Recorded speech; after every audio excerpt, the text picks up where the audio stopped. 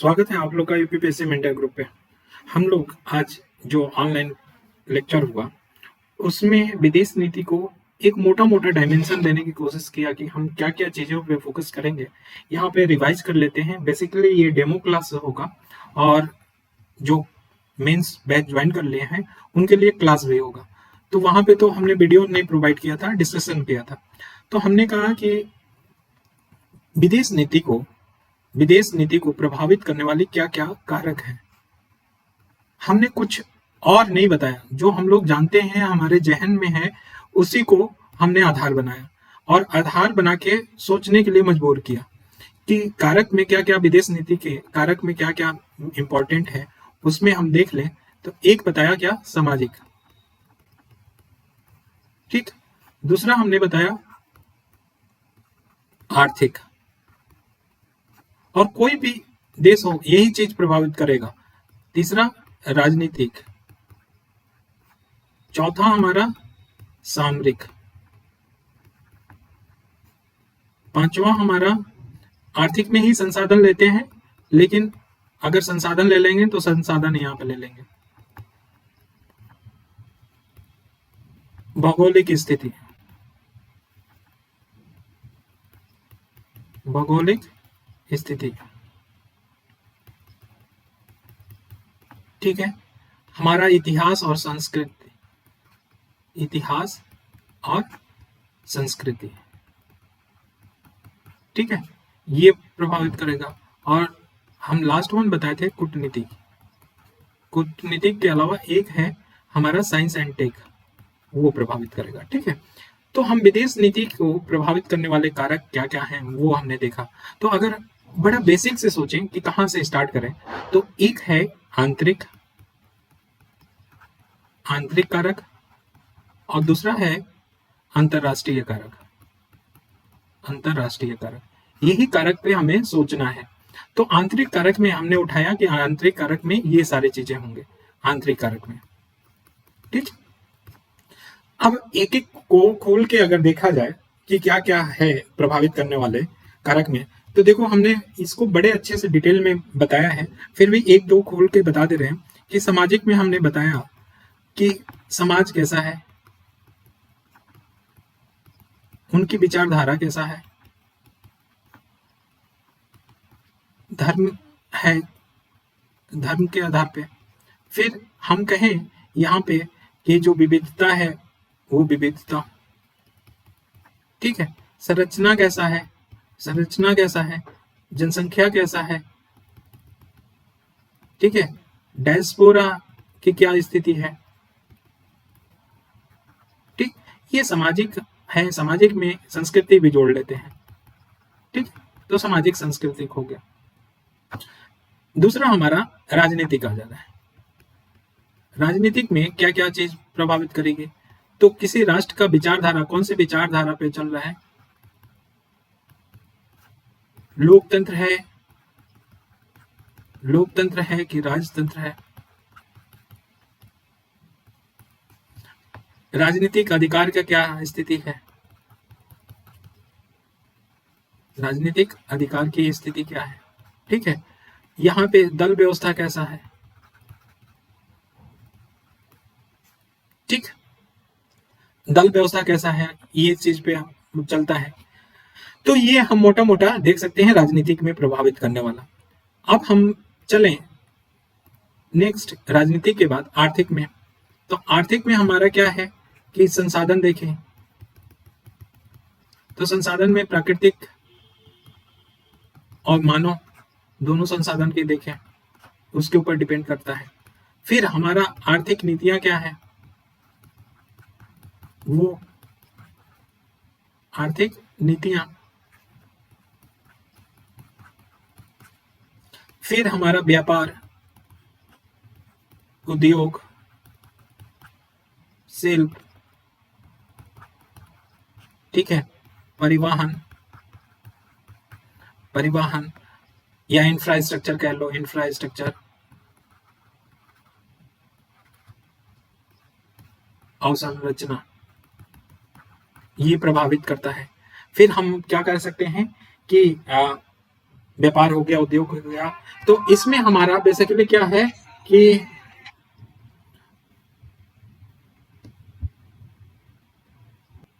Sorry disturb हो गया था।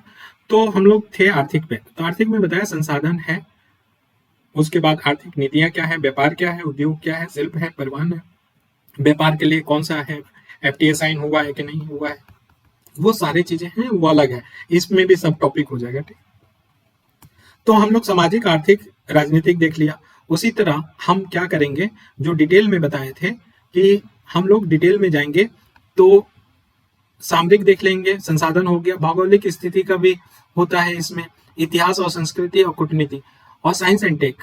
तो हम लोग इसमें ऐसा है ना कि हमने ये डायमेंशन एक जगह बता लिया कि आप लोग सोचते रहेंगे, इस पे लिखते रहेंगे, या आपके विचार में होगा, कभी भी क्वेश्चन आएगा तो लिखने का कैसा तरीका होना चाहिए, वो डायमेंशन बता दिया। दूसरा डायमेंशन है कि दो ही क्वेश्चन आते हैं, एक विदेश नीति पे आएगा, हो सकता है दूसरा किसी देश के साथ संबंध, देश के साथ संबंध आएगा, और तीसरा क्वेश्चन हो सकता है कि हमारी जो विदेश नीतियां हैं उस नीतियों पे, एक एक नीति पे, जैसे पड़ोसी प्रथम की नीति हो गया, लुक ईस्ट पॉलिसी हो गया, लुक वेस्ट पॉलिसी हो गया, इन पे पूछ लिया, या नैम हो गया, इन सब पे पूछ लिया जाए।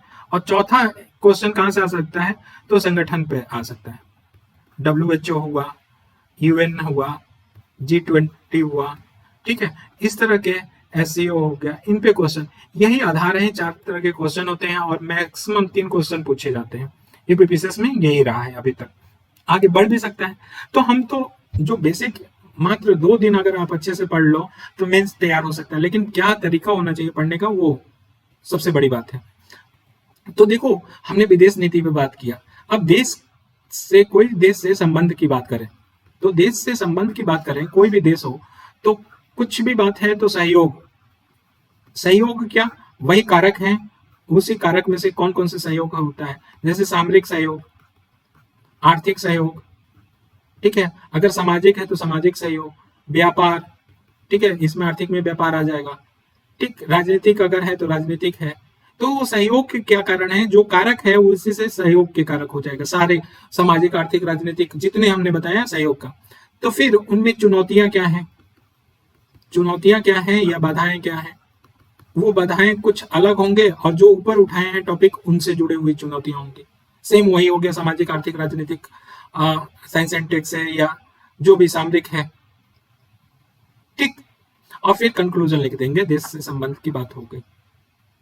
अब नेक्स्ट जो क्वेश्चन पूछने के हैं वो नीतियों पे है, जो भारत की विदेश नीतियां हैं, जैसे नैम है या पंचशील है।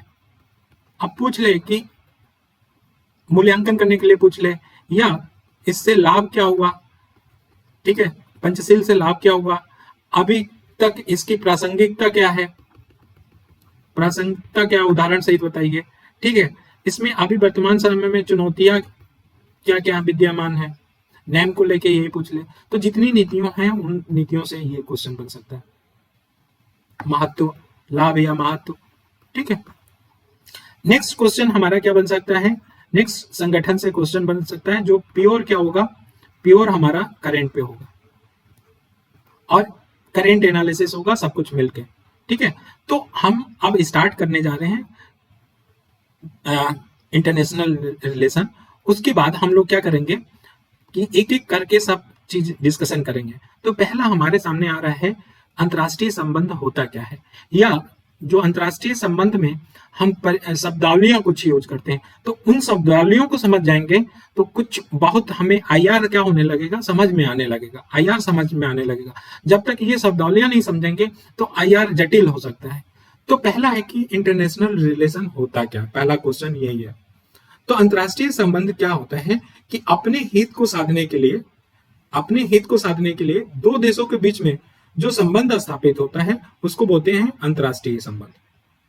अपने हित को, तो कैसा हित, हित वही होगा सामाजिक, आर्थिक, राजनीतिक, सामरिक, ठीक है, तकनीकी, रक्षा, वो सारे। विदेश नीति क्या होता है, दूसरा क्वेश्चन उठता है कि विदेश नीति क्या है, परिभाषा। तो अंतर्राष्ट्रीय संबंध जिस नीति के द्वारा स्थापित होता है जिस नीति के द्वारा स्थापित होगा अंतर्राष्ट्रीय संबंध, वो हमारा क्या होता है, विदेश नीति होता है। अर्थात अपने हितों को साधने के लिए जो नीतियां लाई जाती हैं वो हमारी विदेश नीति होती है। ठीक, तो कूटनीति क्या होता है, डिप्लोमेसी क्या होता है, तो ये भी विदेश नीति के लक्ष्यों को प्राप्त करने के लिए या अपने हितों को प्राप्त करने के लिए प्रयोग में लाया जाता है क्या, कूटनीति। और कूटनीति के बहुत सारे प्रकार होते हैं। तो कूटनीति के ट्रैक 1, ट्रैक 2, ट्रैक 3 ऐसे बहुत सारे 7 हैं। ठीक, तो कूटनीति का विभिन्न स्वरूप में देखें तो ट्रैक 1 क्या होता है, डिप्लोमेसी। ट्रैक 1 डिप्लोमेसी में औपचारिक कूटनीति आता है। कौन सा, औपचारिक कूटनीति आता है। और औपचारिक कूटनीति का मतलब क्या, जब दो देश के बीच में क्या हो, राजकीय, ये नोट्स में सही कर लेना, या सरकारी स्तर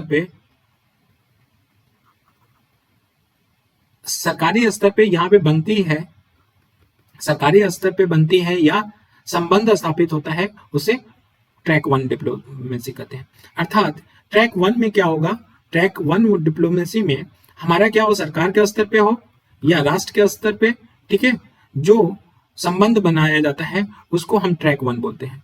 तो ट्रैक 2 क्या होता है, तो ट्रैक, यहां सरकार आ गया, राष्ट्र आ गया, तो जो गैर सरकारी लोग होते हैं उनसे वार्ता किया जाए, ठीक है, संबंध स्थापित किया जाए उनके थ्रू, अनौपचारिक के थ्रू। पहले में औपचारिक था तो दूसरे में क्या हो जाएगा, अनौपचारिक हो जाएगा, या इसी को समानांतर कूटनीति बोलते हैं।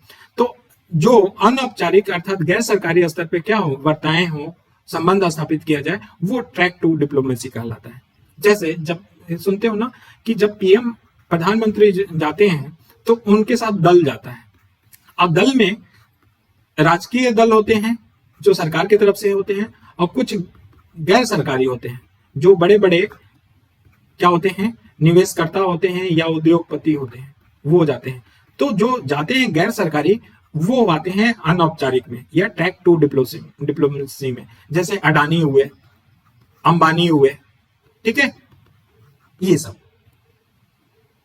ठीक, तो इसका भी बहुत इंपॉर्टेंट रोल है निवेश लाने में या निवेश करने में या आर्थिक व्यापार बढ़ाने में। अब तीसरा होता है लोक कूटनीति। लोक कूटनीति में क्या होता है, कोई एक देश है और कोई दूसरे देश के क्या करे, वहां पे सरकार ना हो, अनौपचारिक रूप में ना हो, मतलब उद्योगपति वगैरह ना शामिल हो, सीधे क्या करे, जनता से संबंध बनाया जाए, सीधे जनता से बनाए, तो ये लोक कूटनीति बोला जाता है, पब्लिक डिप्लोमेसी बोला जाता है, लोक कूटनीति। ठीक है, तो पब्लिक डिप्लोमेसी में क्या होता है, सीधे जनता से संपर्क बनाया जाता है, संबंध बनाया जाता है। ठीक, अब आ जाओ, क्वेश्चन ये पूछा जा सकता है, ये ध्यान रखना है कि कूटनीति क्या होता है और कूटनीति के कितने प्रकार होते हैं, तो आपको लिखना होगा। एक आता है मेगाफोन कूटनीति। देखो अभी क्या हुआ था, जब रसिया और यूक्रेन में लड़ाई चल रहा था, स्टार्ट हो गया था, तो भारत के मोदी के पास, प्रधानमंत्री के मोदी के पास बहुत सारे फोन आए कि वो मीडिएटर के रूप में काम करे और ये युद्ध को क्या करे, रोके। तो जब सीधी वार्ता ना होके फोन के द्वारा क्या हो, संवाद हो, तो उसे बोलते हैं मेगाफोन कूटनीति, जैसा रसिया और यूक्रेन वाले केस में पीएम मोदी का देखा गया। ठीक, एक होता है सम्मेलन कूटनीति, कॉन्फ्रेंस डिप्लोमेसी। कॉन्फ्रेंस डिप्लोमेसी में क्या होता है कि अंतरराष्ट्रीय होता है, अंतरराष्ट्रीय कॉन्फ्रेंस होता है। अंतरराष्ट्रीय कॉन्फ्रेंस में जैसे G20 हुआ, ठीक है, SCO हुआ, या कोई WHO का बैठक हुआ, UN का बैठक हुआ, या इसके इतर भी कोई ऐसा कॉन्फ्रेंस जिसमें शामिल हो। तो कॉन्फ्रेंस का मतलब कि जब सम्मेलन हो, अंतरराष्ट्रीय स्तर पे सम्मेलन हो, और उसमें क्या करें, देश पार्टिसिपेट करें और देश क्या करें, एक दूसरे से मिलकर अपने हितों की पूर्ति करें, तो वो सम्मेलन कूटनीति होता है। दबावात्मक कूटनीति की या प्रेशर डिप्लोमेसी। प्रेशर डिप्लोमेसी में होता क्या है कि देखो, जैसे एग्जाम्पल में होता है क्या ना कि ये प्रेशर डिप्लोमेसी इंडिया का भी देखे होंगे या चीन का आजकल ज्यादा यूज करता है, कभी कभी पाकिस्तान भी उछल जाता है प्रेशर डिप्लोमेसी को लेके। कैसे कि अभी चीन का जो केस हुआ सीमा विवाद को लेके लद्दाख रीजन वाले में, ठीक है, या पाकिस्तान के साथ होता रहता है। इसमें क्या होता है कि सैन्य बल, एक बड़ा अच्छा सा एग्जांपल दे रहे हैं प्रेशर डिप्लोमेसी का, जो डोकलाम वाला याद है, डोकलाम विवाद, जो भारत समर्थन कर रहा था किसको, भूटान को लेके, ठीक है, और चीन क्या कर रहा था, प्रेशर डाल रहा था। तो डोकलाम विवाद इससे जुड़ा हुआ है, प्रेशर कूटनीति से। उसमें भारत ने प्रेशर कूटनीति का उपयोग किया था, ठीक है। चाइना चाइना अक्सर क्या करता है कि 5 कदम चलता है, ठीक है, और जब जैसे इंडिया क्या कर रहा है, इसका अपोज किया, तो वो सिर्फ और सिर्फ 3 कदम वापस जाते हैं, 3 कदम वापस जाते हैं। तो 2 कदम क्या कर लिए, अधिग्रहण कर लिए। तो ये भी प्रेशर डिप्लोमेसी है। जब प्रेशर डिप्लोमेसी का मतलब कि सैन्य बल या कोई चुनौतीपूर्ण बयान हो, उससे निपटने के लिए प्रतिद्वंदी देशों को इच्छित रियायत देने के बाद किया जाता है। सैन्य बल हो या चुनौतीपूर्ण स्थिति पैदा करके जो प्रतिद्वंदी देश होते हैं वो इच्छित रियायत देने के लिए क्या करते हैं, बाध्य करते हैं, ठीक है ना। तो ये ध्यान रखना दबाव कूटनीति में। जो अक्सर होता है न्यूक्लियर बम फोड़ देंगे, पाकिस्तान बोलता रहता है, तो वो अपनी बात को मनवाने के लिए ऐसा करता है, ठीक है। चाइना भी ऐसा ही करता है। जैसे चाइना का केस देख लो, इसमें हिंद महासागर को लेके या चाइना सी को लेके, उसमें क्या प्रेशर डिप्लोमेसी का यूज करता है, ठीक। अब आते हैं कि शक्ति के कितने प्रकार होते हैं। तो शक्ति 2 प्रकार से होता है, एक सॉफ्ट पावर बोला जाता है और एक बोला जाता है हार्ड पावर। अब इसको समझना है, अभी हम लोग शब्दावली पे हैं। तो सॉफ्ट पावर का मतलब कि जब एक देश द्वारा परंपराओं या विचारधारा या संस्कृति आदि के आधार पे अंतरराष्ट्रीय संबंध बनाया जाए। किसके आधार पे, परंपरा के आधार पे, विचार के आधार पे, संस्कृति के आधार पे, धर्म के आधार पे, ये इनको आधार बना के क्या किया, अंतरराष्ट्रीय रिलेशन बनाया जाए, तो वो सॉफ्ट पावर होता है। तो हार्ड पावर क्या होता है साहब, तो हार्ड पावर में क्या है, सेना के द्वारा परमाणु हथियार की धमकी देके, आर्थिक प्रतिबंध लगा के। तो क्या, सेना के द्वारा फोर्स, ठीक, न्यूक्लियर या आर्थिक प्रतिबंध लगा के। जैसे आर्थिक प्रतिबंध का आजकल सबसे ज्यादा एग्जांपल चाइना और यूएस में देखा जा सकता है। तो अब कम हो रहा है, लेकिन जब कोविड हुआ था तो ज्यादा हो गया था, ठीक। तो कठोर शक्ति में क्या होगा, सेना के आधार पे, परमाणु के आधार हथियार पे या आर्थिक प्रतिबंध के आधार पे, यही 3 नहीं है, और भी हो सकते हैं, के आधार पे अगर अंतरराष्ट्रीय संबंध बनाया जाता है या प्रभावित किया जाता है, उसे क्या बोलते हैं, हार्ड पावर समझ बोलते हैं। तो सॉफ्ट पावर और हार्ड पावर समझ में आया, ठीक है। अब आते हैं शीत युद्ध में। जब शीत युद्ध चल रहा था तो उस समय कौन कौन सी शब्दावलियां यूज किया जा रहा था। तो शीत युद्ध का मतलब क्या है, पहले यही बात समझे। तो शीत युद्ध ऐसी स्थिति है जिसमें वैचारिक क्या किया जाए, घृणा फैलाया जाए एक देश द्वारा दूसरे देश में। राजनीतिक क्या हो, अविश्वास हो जाए, अविश्वास पैदा हो, ठीक है। साथ साथ में राजनयिक गठजोड़ बने, सैन्य प्रतिस्पर्धा हो कि हमारा सैन्य ज्यादा मजबूत है, देखो हम ये कर रहे हैं। जासूसी हो, मनोवैज्ञानिक युद्ध हो, मनोवैज्ञानिक रूप से हो, वास्तविक ना, लेकिन मनोवैज्ञानिक रूप से क्या हो, युद्ध हो। तो जिस देश द्वारा किसी दूसरे देश पे घृणा, राजनीतिक अविश्वास या राजनीतिक गठजोड़, सैन्य प्रतिस्पर्धा, जासूसी या मनोवैज्ञानिक आधार पे जो युद्ध लड़े जाते हैं, जो वाक युद्ध होता है, उन्हीं को शीत युद्ध बोलते हैं, ठीक है। जैसे एक अच्छा एग्जांपल है कि 1945 में क्या हुआ, वर्ल्ड वॉर 2 खत्म हुआ, और वर्ल्ड वॉर 2 खत्म जैसे ही हुआ तो ये यहाँ पे शीत युद्ध स्टार्ट हो गया। और शीत युद्ध स्टार्ट हो गया वर्ल्ड वॉर 2 के बाद।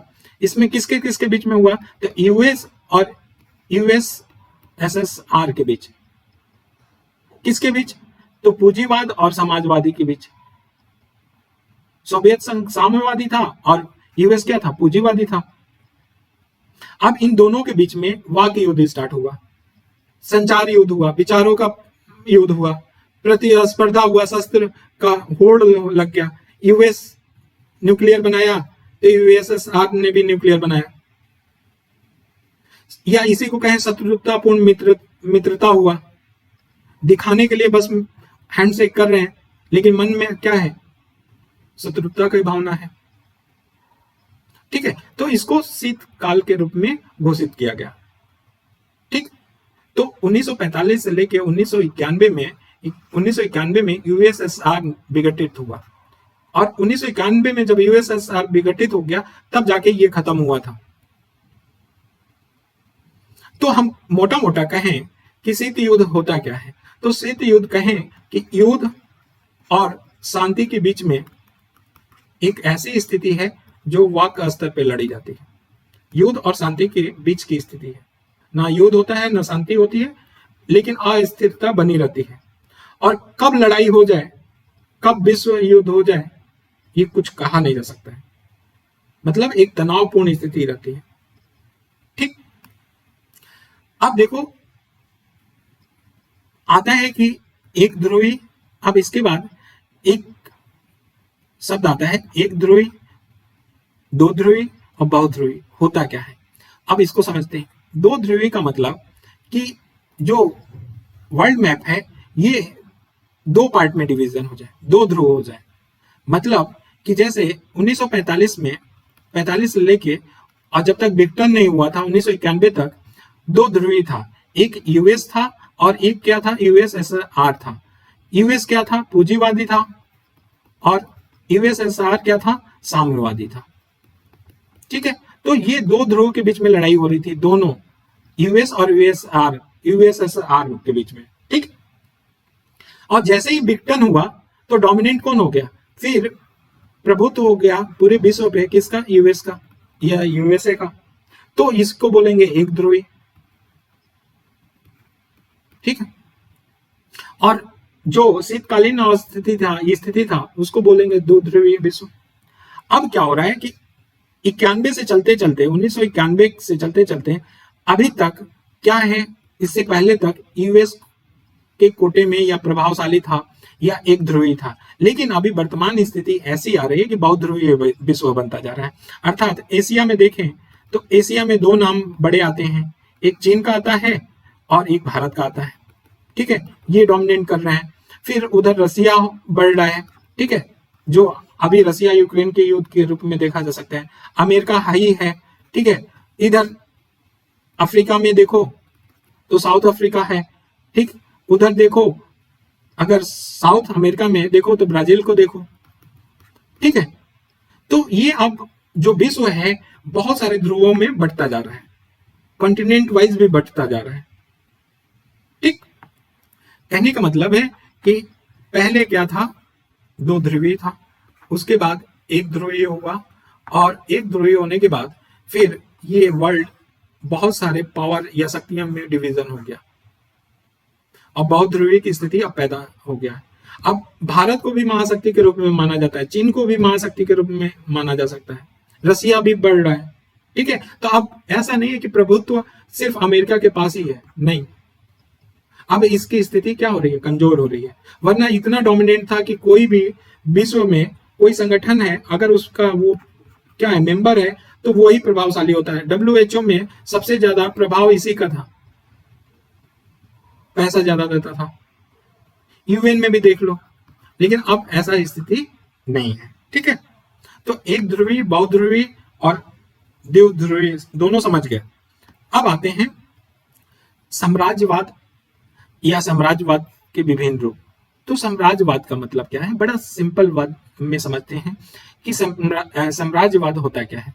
जब कोई देश है और ये मजबूत है, ठीक है, दूसरे देश पे जो कमजोर देश है, कमजोर देश पे क्या कर ले, राजनीतिक सत्ता नियंत्रण कर ले, राजनीतिक सत्ता नियंत्रण कर ले, तो फिर साम्राज्यवाद कहा जा सकता है। जब मजबूत देश किसी कमजोर देश पे क्या कर रहे, अपना प्रभाव स्थापित कर ले, किस रूप में, राजनीतिक सत्ता के रूप में, वो साम्राज्यवाद बोला जाता है। जैसे प्राचीन काल में अगर देखो तो अलेक्जेंडर हुआ था, सिकंदर, तो सिकंदर का साम्राज्य था, वो जीतता चला गया, भारत तक आ गया। चंद्रगुप्त मौर्य का देखो भारत में, तो उनका अपना साम्राज्य था। ठीक है, अकबर का था। ठीक, तो वो साम्राज्यवाद का मतलब कि राजनीतिक सत्ता प्राप्त करना।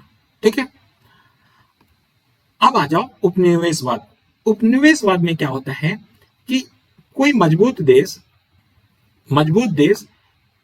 कमजोर देश के राजनीतिक सत्ता ही नहीं प्राप्त करे, बल्कि उसका सांस्कृतिक भी नियंत्रण करे, सांस्कृतिक भी क्या करे, नियंत्रण करे, तब जाके उपनिवेशवाद होता है। जैसे एग्जाम्पल देखें, एग्जाम्पल के रूप में भारत था उपनिवेश, तो ब्रिटेन ने राज किया, राजनीतिक सत्ता यूज तो किया ही, साथ साथ भारतीय समाज में सांस्कृतिक नियंत्रण भी किया, ठीक है। सांस्कृतिक नियंत्रण मतलब पहनावा, ठीक है, खान पान, सती प्रथा, बहुविवाह, ये सारी चीजें। तो उपनिवेशवाद में क्या है कि राजनीतिक सत्ता के साथ सांस्कृतिक अगर नियंत्रण हो जाए तब उपनिवेशवाद बोलते हैं। जैसे ये साम्राज्यवाद का ही स्वरूप है और साम्राज्यवाद से बढ़ के है थोड़ा। जैसे क्या हुआ था कि 15वीं-16वीं सदी में क्या हुआ, भौगोलिक खोज स्टार्ट हुआ। 1992 में स्पेन के जो कोलंबस था वो अमेरिका के खोज किया। 1998 में जानते ही होंगे पुर्तगाल का वास्को डी गामा था, वो भारत की खोज किया था। और 1492 में था जो स्पेन के कोलंबस द्वारा खोजा गया था अमेरिका, और हमने गलत से बोल दिया 1498 में पुर्तगाल के जो वास्को डी गामा था वो भारत की खोज किया था। और 1770 के दशक में ऑस्ट्रेलिया की खोज किसने किया था, कैप्टन कुक ने किया था। और इस भौगोलिक खोज के बाद उपनिवेशवाद का चलन बढ़ा था, ठीक है।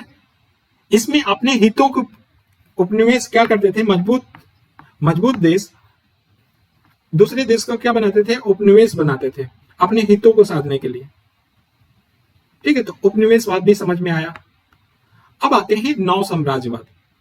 नौ साम्राज्यवाद क्या है, साम्राज्यवाद तो समझ गए, तो नौ साम्राज्य का मतलब क्या है। ये जब 18वीं शताब्दी में, मालूम है 18वीं शताब्दी के मध्य में ब्रिटेन में क्रांति हुई थी, जिसको हम लोग बोलते हैं औद्योगिक क्रांति के रूप में जानते हैं, ठीक। और ये औद्योगिक क्रांति हुआ तो उद्योगों का विकास हुआ, औद्योगिक देश बनने लगे। तो औद्योगिक देश बनने लगे तो कच्चा माल बाजार की जरूरत होने लगी, कच्चा माल और बाजार की क्या होने लगी, जरूरत होने लगी, क्योंकि उत्पादन करने लगे। उद्योग जब स्थापित हुआ तो उत्पादन बढ़ गया, उद्योग आए तो उत्पादन बढ़ गया, या उद्योगों के लिए क्या चाहिए था, कच्चा माल चाहिए था सस्ते में, तो बेनिफिट हो, उत्पादन बढ़ गया तो इसको खपाने के लिए बाजार चाहिए था, ठीक है, बाजार चाहिए था।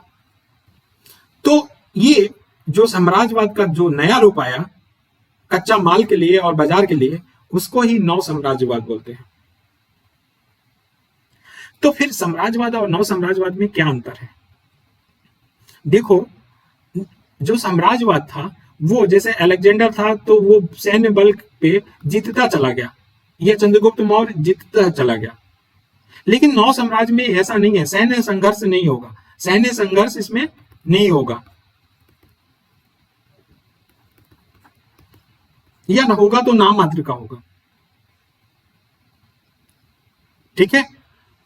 तो सैन्य संघर्ष से दूरी बनाते हुए अपना विस्तार करना होता है इसमें, कच्चा माल के लिए या बाजार के लिए, ठीक है। आर्थिक रूप से विस्तार होता है इसमें। जैसे एग्जांपल ले लें कि 19वीं सदी में जो अफ्रीका का बंटवारा हुआ था यूरोपीय देशों में, वो अपने हितों को साधने के लिए शांतिपूर्ण बंटवारा हुआ था। अफ्रीका का बंटवारा कैसा हुआ था, शांतिपूर्ण हुआ था, ऐसा नहीं हुआ था कि सैन्य कार्रवाई हुआ था। तो ये नौ साम्राज्यवाद का एग्जाम्पल है, ठीक। आई थिंक ये समझ गए होंगे। अब आते हैं नौ उपनिवेशवाद। अब इसमें क्या है, नौ उपनिवेशवाद तो समझ गए कि उपनिवेशवाद में राजनयिक सत्ता प्लस सांस्कृतिक नियंत्रण था, ठीक है। तो इसमें क्या होगा, नौ उपनिवेशवाद में कि राजनीतिक सत्ता पे नियंत्रण होगा,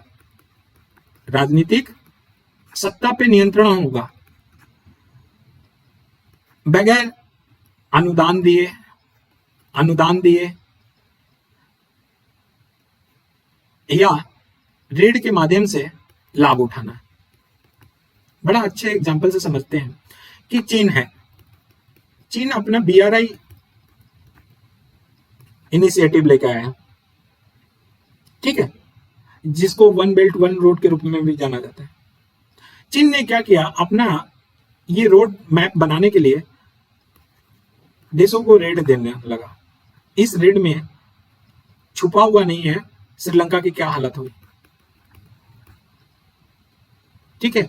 तो अनुदान देके, ऋण के माध्यम से देके, इसमें क्या होगा, राजनीतिक सत्ता पे नियंत्रण नहीं करेगा, समझ लो। इसमें उपनिवेशवाद में क्या था, राजनीतिक सत्ता पे नियंत्रण करेगा और सांस्कृतिक भी नियंत्रण करेगा, लेकिन नौ उपनिवेशवाद में राजनीतिक सत्ता पे नियंत्रण नहीं करेगा, लेकिन राजनीतिक सत्ता को प्रभावित करेगा। कैसे, अनुदान देगा, ऋण देगा और उसके माध्यम से क्या करेगा, आर्थिक लाभ उठाएगा। जैसे श्रीलंका में हम्बनटोटा पोर्ट के लिए श्रीलंका को ऋण दिया, कौन, चीन ने दिया, और ऋण के जाल में फंसा लिया श्रीलंका को, और श्रीलंकाई संकट स्थिति उत्पन्न हो गई। अच्छा एग्जाम्पल इसका। तो नौ उपनिवेशवाद का मतलब है कि राजनीतिक सत्ता पे नियंत्रण किए बिना अनुदान देके या ऋण देके आर्थिक लाभ उठा रहा हूं या अपने हितों को पूर्ति कर रहा है। जैसे इसमें क्या क्या एग्जाम्पल के रूप में आ सकते हैं उसको देख लो। जैसे MNC है, MNC किसी देश के दूसरे देश में जाके क्या होता है, आर्थिक लाभ ही उठाता है ना, ठीक है। MNC क्या करते हैं, पैसा देती हैं, अनुदान देती हैं। तो मल्टीनेशनल जो कंपनियां हैं वो नौ उपनिवेशवाद के एक अच्छा एग्जाम्पल है, ठीक है। तो आई थिंक आप समझ में आया होगा कुछ डिफरेंस। तो उपनिवेशवाद का महत्वपूर्ण माध्यम क्या है, जो कमजोर देश हैं या विकासशील हैं उन देशों पे अनुदान या ऋण के माध्यम से अपनी आर्थिक लाभ को पूर्ति करते हैं, जिसमें हमने एग्जाम्पल भी बताया, चीन का बताया, MNC का बताया, ठीक। अब आ जाते हैं उत्तरी ध्रुव और दक्षिणी ध्रुव का भी नाम आएगा।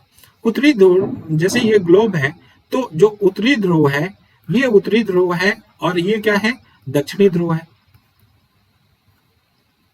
तो इसी के आधार पे, ग्लोब के आधार पे इक्वेटर है, तो इक्वेटर के ऊपर वाले उत्तरी ध्रुव बोला जाता है और नीचे वाले दक्षिणी ध्रुव बोले जाते हैं। तो उत्तरी ध्रुव का मतलब है कि पृथ्वी का सबसे ऊपर का भाग, और दक्षिणी ध्रुव का मतलब पृथ्वी का सबसे दक्षिण वाला भाग।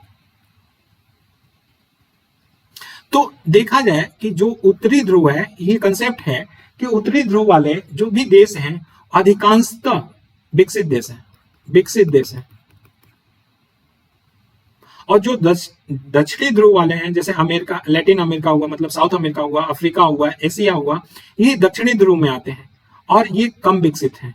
ज्यादातर विकसित कहाँ पाए जाते हैं, उत्तरी ध्रुव पे या उत्तर ध्रुव, दक्षिण ध्रुव, ठीक है। तो उत्तर ध्रुव और दक्षिण ध्रुव का मतलब समझ जाओ सीधे। उत्तर ध्रुव का मतलब विकसित, अधिकांश विकसित, दक्षिण ध्रुव में अधिकांश क्या, विकासशील है, ठीक, ये समझ में आया।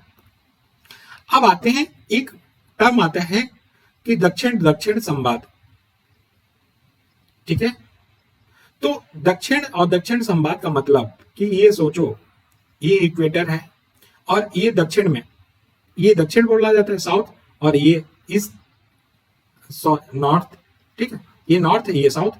तो अगर जो इक्वेटर के नीचे दो देश हैं और दो देश अपने में बात करें, वो क्या बोला जाएगा, दक्षिण दक्षिण संवाद बोला जाएगा। जैसे एग्जाम्पल मिले तो दक्षिण दक्षिण संवाद सहयोग कहा जाता है। जैसे भारत और अफ्रीका में बात हो, भारत और अफ्रीका में, अफ्रीका इंडोनेशिया की बात हो, ये आएंगे क्या, दक्षिण दक्षिण संवाद, ठीक है। अब ऐसे ही नॉर्थ वाले अपने में बात करें तो इनको बोलते हैं नॉर्थ नॉर्थ संवाद या उत्तर साउथ संवाद, ठीक है।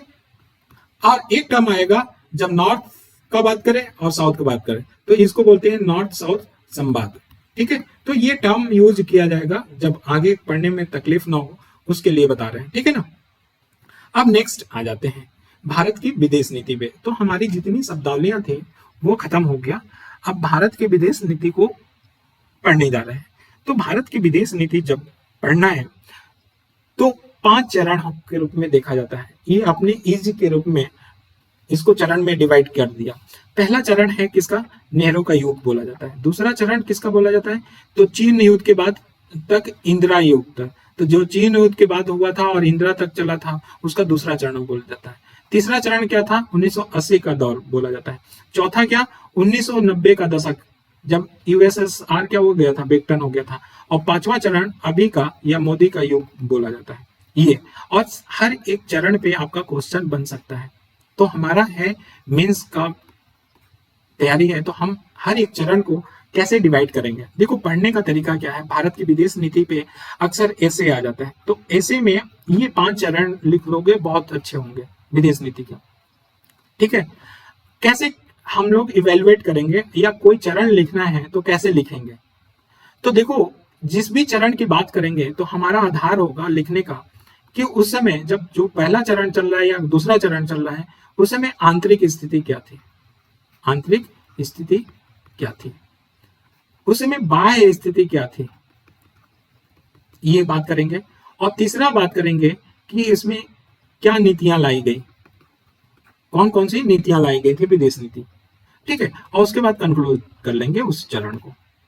तो आंतरिक नीति, बाह्य नीति और कौन कौन सी नीतियां आई और उसको कंक्लूड कर लेंगे उस चरण के रूप में।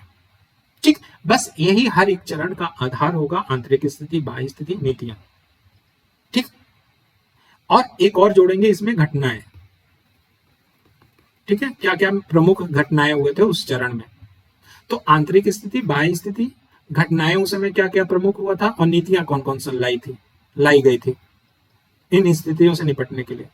तो ये चरण में हम मेंस जब भी होगा तो ये खाका हमारे माइंड में होना चाहिए। फिर से बता रहे हैं कि चरण को या नीति को जब भी विदेश नीति की बात करेंगे तो चरण में डिवाइड करेंगे और चरण को, हर एक चरण को कैसे देखेंगे। तो आंतरिक स्थिति उस चरण में क्या था, बाह्य स्थिति क्या था, उस चरण में क्या क्या प्रमुख घटनाएं हुई और कौन सी नीतियां लाई गई थी। बस ये है, ऐसा नहीं है कि हमें पीएचडी करना है। ठीक है ना, इसी पे हमारा नैया पार होगा, बहुत नैया पार नहीं होगा, बहुत बढ़िया पार होगा।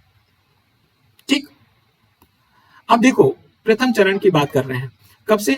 तो 1947 से लेके चीन के युद्ध जो हुआ था उससे पहले तक, जिसको नेहरू युग बोला जाता है। तो नेहरू युग पे भी क्वेश्चन पूछा जा सकता है। ठीक है, विदेश नीति के। तो वैश्विक परिदृश्य क्या था या बाह्य परिदृश्य क्या था उस समय? तो विश्व कैसा था? द्विध्रुवीय था।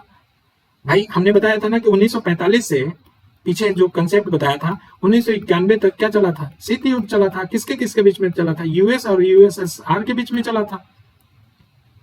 तो उसमें क्या था? यूएस और यूएसएसआर के बीच में पूरा विश्व बटा हुआ था, दो ध्रुवी था। ठीक है, और भारत उस समय तीसरे विश्व के लीडर के रूप में उभर रहा था। ये वैश्विक परिदृश्य हो गया। तो आंतरिक परिदृश्य क्या था? तो भैया भारत नया नया स्वतंत्र हुआ था, गरीबी थी, खाद्य सुरक्षा क्या था, कमी थी, आर्थिक स्थिति जर्जर थी। ठीक है, तो गरीब स्वतंत्रता के बाद जितनी प्रॉब्लम थी वो सारे देख लेंगे। आंतरिक स्थिति में लगभग 40% लोग क्या थे उस समय? गरीब थे। ठीक, तो उस समय प्रमुख घटनाएं क्या हुई? तो 1947 में भारत और पाकिस्तान का युद्ध हुआ था और 1962 में भारत और चीन का युद्ध हुआ था। ये घटनाएं हुई थी प्रमुख, इसके बारे में भी लिख देंगे। तो फिर हम नीति क्या क्या लाए?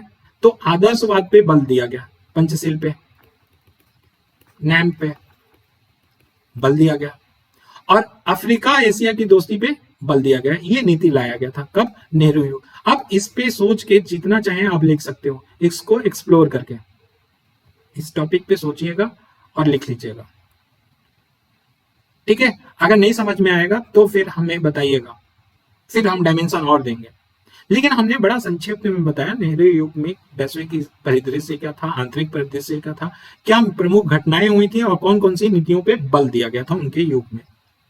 ठीक, अब देखो गुट निरपेक्ष आंदोलन आया था। तो पूछा जाता है, क्वेश्चन ये आता है कि गुट निरपेक्ष एक नीति है कि आंदोलन है? ये एक नीति है कि आंदोलन है? तो ये साहब दोनों का मिक्स था, ये नीति भी था, आंदोलन भी था। तो नीति किस पॉलिसी था, किस आधार पे कह सकते हैं? तो देखो पॉलिसी क्या था उस समय, हमारी संप्रभुता को रक्षा करनी थी, ठीक है, विकास करना था, विकास करना था, इसलिए इसको नीति के रूप में लाया गया था, माना जाता है नैम को। हमारी संप्रभुता का रक्षा करना था और विकास करना था। आंदोलन क्यों, अभी बेसिक बता रहे हैं, इसके आगे और डिस्कशन करेंगे। आंदोलन क्यों था? तो ये विकासशील देश थे, विकासशील देश वो नौ उपनिवेशवाद और साम्राज्यवाद का विरोध कर रहे थे, इसलिए ये आंदोलन बोला जाता है, और दोनों का मिक्स रूप था, ठीक है। तो गुट निरपेक्ष के आंदोलन के बारे में और यूएनओ का समर्थन करना। तो गुट निरपेक्ष आंदोलन में क्या हुआ था, एक पॉलिसी लाया गया था, आंदोलन भी था, और यूएनओ को समर्थन करना इसका मुख्य एम था, ठीक है। नीति के रूप में, आंदोलन के रूप में यूएन को सपोर्ट करना, ठीक। तो अब देखें कि वर्तमान समय में नैम की प्रासंगिकता क्या तक है। पूछ लिए कि नैम की प्रासंगिकता वर्तमान समय में क्या है, बताइए, या मूल्यांकन कीजिए, तो कैसे करेंगे? तो आज भी देखो, जो तीसरी दुनिया है या विकासशील देश हैं, उनके पास समस्याएं आज भी है, आज भी समस्याएं हैं, आज भी अनुदान लोग दे के, अनुदान या ऋण दे के अपने जाल में फंसा रहे हैं और आर्थिक हितों को पूर्ति कर रहे हैं, ठीक है। तो इसलिए प्रासंगिक आज भी है। कौन विकासशील देशों का आवाज कौन उठाए? तो नैम ही उठाएगा, इसलिए प्रासंगिक है। प्रासंगिक है कहां पे? यूएन में जो अभी प्रभुत्व चला आ रहा है P5 देशों का, जिनके पास वीटो का अधिकार है, उसमें समानता लाने के लिए प्रासंगिक है। चाहे WHO हो, चाहे आपका विश्व बैंक हो, चाहे IMF हो, चाहे कोई भी संस्था हो, उसको वैश्विक आधार या उसमें समानता या पक्ष कहते हैं ना, वो निष्पक्षता बढ़ाने के लिए नैम की जरूरी है, ठीक है। WTO सबसे बड़ी बात है। WTO में विकासशील देश, विकसित देश विकासशील देश को दबा रहे हैं, तो WTO में अपना प्रभावशाली तरीके से तर्क रखना, ये नैम रख सकता है। अगर आत्मनिर्भरता बढ़ाना है विकासशील देशों के लिए, तो नैम प्रासंगिक है। विभिन्न वैश्विक मुद्दों पे पश्चिमी देशों पे निर्भरता जो है उसको कम करना है, तो नैम प्रासंगिक है। WTO में कृषि समझौता पे अगर विवाद है, वहां पे नैम क्या है? प्रासंगिक है। परमाणु निशस्त्रीकरण के लिए आज भी नैम क्या है? प्रासंगिक है। क्यों? जो विकसित देश हैं वो अपना अच्छे खासे न्यूक्लियर डेवलप कर लिए हैं, और विकासशील देश डेवलप नहीं कर पाए हैं। आए दिन धमकी देते हैं रहते हैं, या न्यूक्लियर यूज करने की बात नहीं होती है। जलवायु परिवर्तन की समस्या है, जैसे वैश्विक विश्व में समस्या उत्पन्न हो रही है पर्यावरण को लेकर। एग्जाम्पल के रूप में हम ले सकते हैं ग्लोबल वार्मिंग, समुद्र के जल का स्तर का बढ़ना। तो इस चीज की समस्याओं को निराकरण के लिए नैम प्रासंगिक है। दक्षिण सहयोग बनाने के लिए नैम प्रासंगिक है। बौद्ध ध्रुवीयता लाने के लिए, विश्व में बौद्ध ध्रुवीयता लाने के लिए कोई एक देश प्रभावी ना हो, कोई दो देश प्रभावी ना हो, तो बौद्ध ध्रुवीयता लाने के लिए नैम प्रासंगिक है। यूएन जैसे अंतरराष्ट्रीय संगठन में अगर पुनर्गठन करना हो, तो नैम आज भी क्या है? प्रासंगिक है, ठीक है। और नैम के समय में ही 1954 में भारत और चीन के मध्य शांतिपूर्ण सह अस्तित्व आधारित पंचशील समझौता हुआ था, इसलिए नैम प्रासंगिक है, ठीक है। तो देखो, नेहरू के युग की बात करें तो नेहरू के युग में 1954 में पंचशील आया था, नैम आया था। और नेहरू युग की जो विदेश नीति थी वो नैतिकतावादी थी और आदर्शवादी थी। कैसी थी? नैतिकतावादी थी और आदर्शवादी थी। जब ये बात बोले कि नेहरू के युग कैसा नैतिकतावादी थी, आदर्शवादी थी, समझाइए, तो आपको पंचशील बताना होगा और फिर नैम का जिक्र करना होगा। ठीक है, ये भी बताना होगा कि जो युद्ध हुआ था तो युद्ध की कंडीशन क्या हुई थी। 1947 में भारत पाकिस्तान का युद्ध हुआ था और 1962 वाला हुआ था, जो जम्मू कश्मीर वाला पूरा हिस्ट्री है। ये कहानी सुनाएंगे, कहानी है, या कहानी आप जानते होंगे, ऐसी यूज नहीं है इसमें, बस वहां छोड़ देंगे, एग्जामिनर समझ जाएगा। ठीक है, अब आते हैं द्वितीय चरण पे। द्वितीय चरण किसका था? लाल बहादुर शास्त्री वाला था, या 1962 में से लेके इंदिरा गांधी तक था। ठीक है, तो लाल बहादुर शास्त्री के समय में वैश्विक परिदृश्य क्या था? तो विश्व कैसा था? द्विध्रुवीय था। तो दो ध्रुवी था विश्व उस समय। चीन के द्वारा क्या किया गया था? परमाणु परीक्षण कर दिया गया था, और साथ ही साथ चीन और भारत का युद्ध हुआ था जिसमें भारत की हार हुई थी। ये लाल बहादुर शास्त्री के समय हम इवेलुएट कर रहे हैं। तो आंतरिक परिदृश्य क्या था?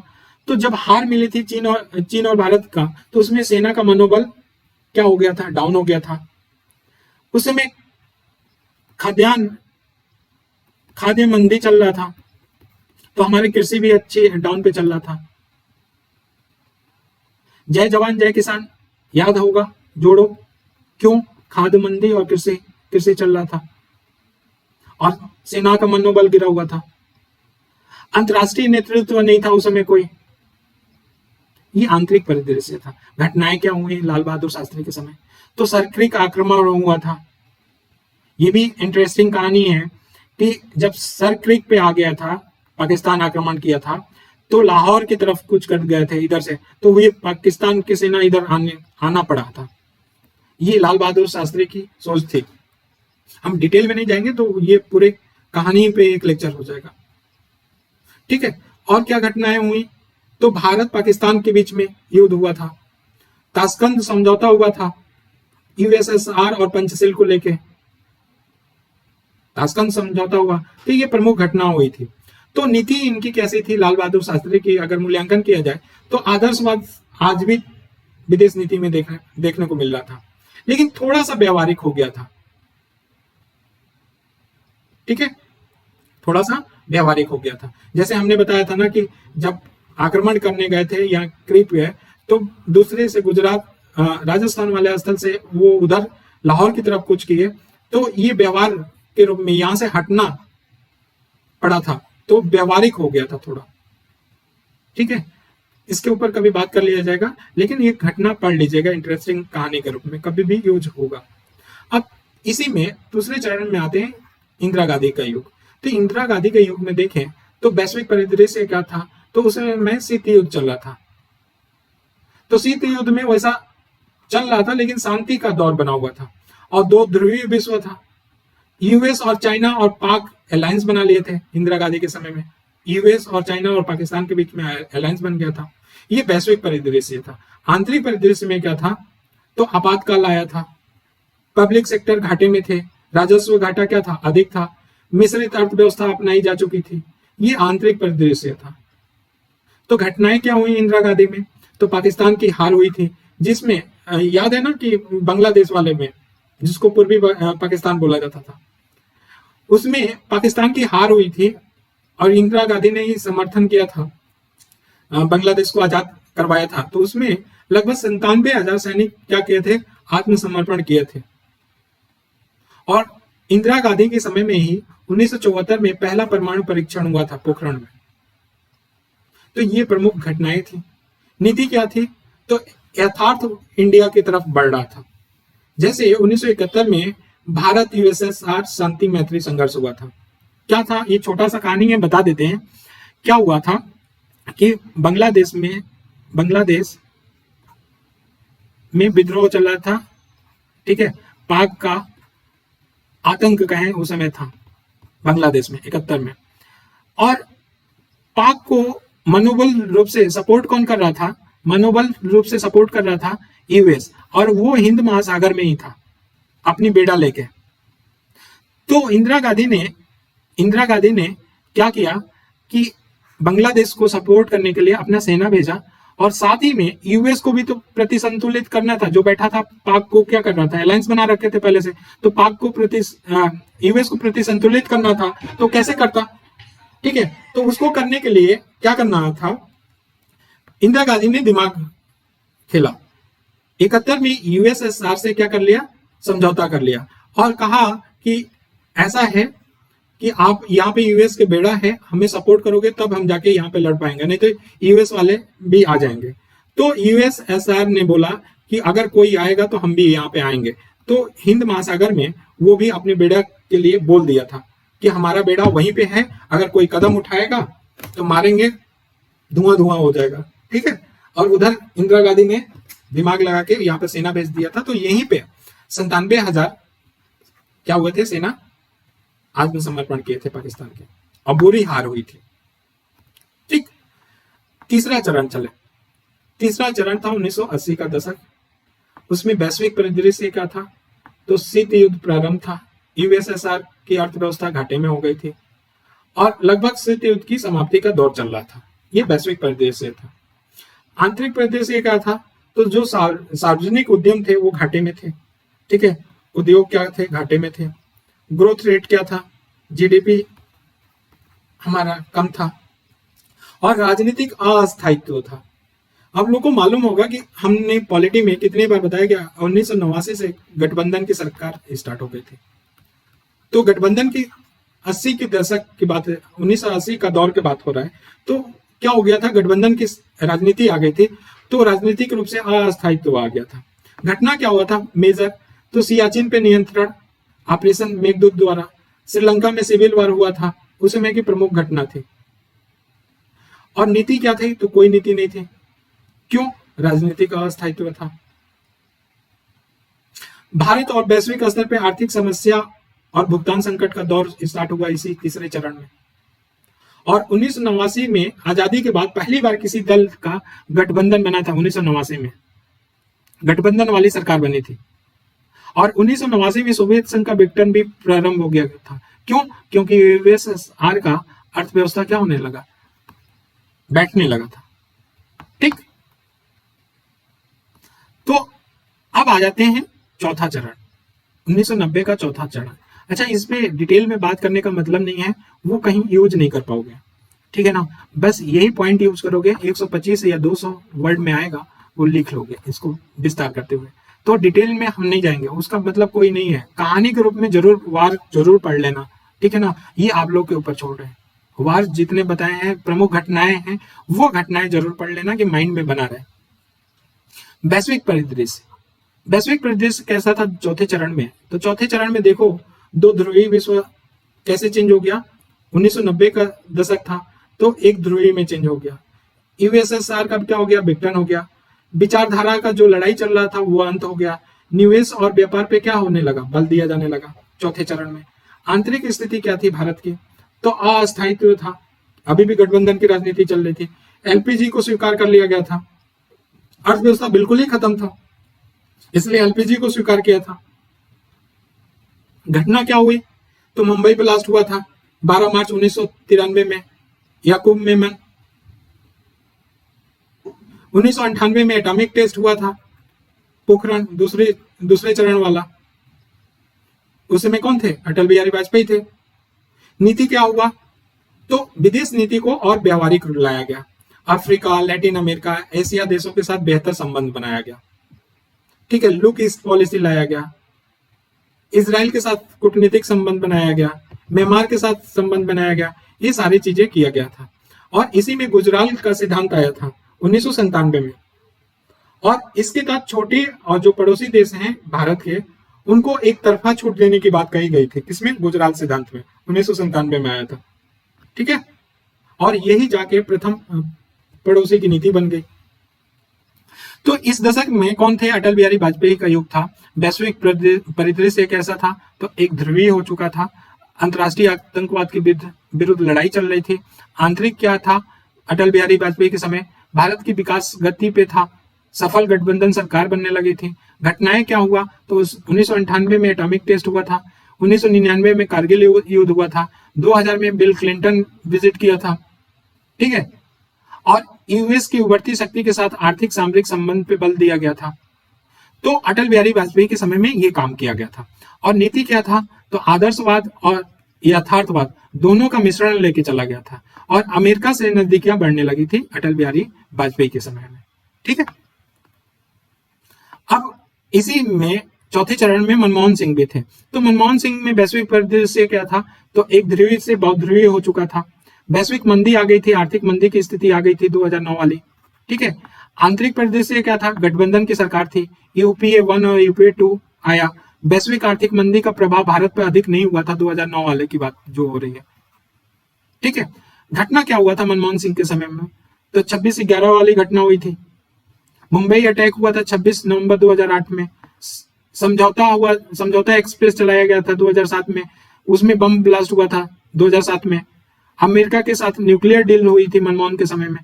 तो ये इनके मनमोहन के समय प्रमुख घटनाएं हुई थी। ठीक, उसके बाद मोदी युग की विदेश नीति आ रही है। यहां से हम विदेश नीति अगले लेक्चर में बताएंगे। ठीक है, तो अगले लेक्चर में मोदी की युग से पढ़ेंगे। अभी तक जो समरी किए थे, हमने क्या क्या पढ़ लिया उसको समरी कर लेते हैं। तो हमने देखो अभी तक कारक पढ़े, निर्धारक के, विदेश नीति के निर्धारक के कारक क्या हैं, और 4 प्रकार के क्वेश्चन बन सकते हैं। वो मेजरली 4 टॉपिक से 4 प्रकार के क्वेश्चन बन सकते हैं और 3 क्वेश्चन पूछे जाते हैं, ये बताया। फिर कारक में हमने कारक बताने के बाद जितनी शब्दावलियां थी जो प्रयोग किया जाएगा किसमें, आईआर में, उसका जिक्र किया। ठीक है, उसके बाद हम भारत के विदेश नीति पे आ गए और विदेश नीति को 5 चरण में बांटा। 5 चरण में बांटा। एक प्रथम चरण जिसको बोला जाता है किसका, नेहरू युग। दूसरा चरण हमने बोला, दूसरा चरण बोला कि